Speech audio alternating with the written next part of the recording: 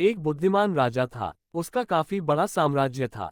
उसके राज्य में प्रजा हर तरह से खुशहाल थी। राजा को अपने उत्तराधिकारी की तलाश थी।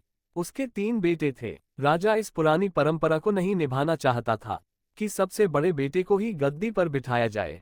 वह सबसे बुद्धिमान और काबिल बेटे को सत्ता सौंपना चाहता था। इसलिए राजा ने उत्तराधिकारी के लिए तीनों की परीक्षा लेने का फैसला किया। राजा ने तीनों बेटों को अलग अलग दिशाओं में भेजा। उसने हर बेटे को सोने का एक एक सिक्का देते हुए कहा कि वे इसे ऐसी चीज खरीदें जो पुराने महल को भर दे।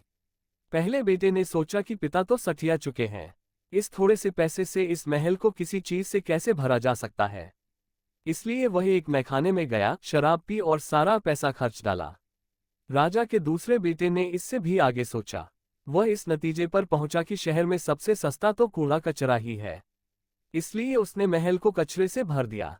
तीसरे बेटे ने 2 दिन तक इस पर चिंतन मनन किया कि महल को सिर्फ एक सिक्के से कैसे भरा जा सकता है।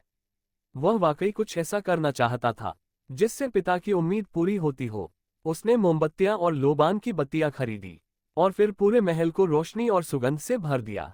इस तीसरे बेटे की बुद्धिमानी से खुश होकर राजा ने उसे अपना उत्तराधिकारी बनाया।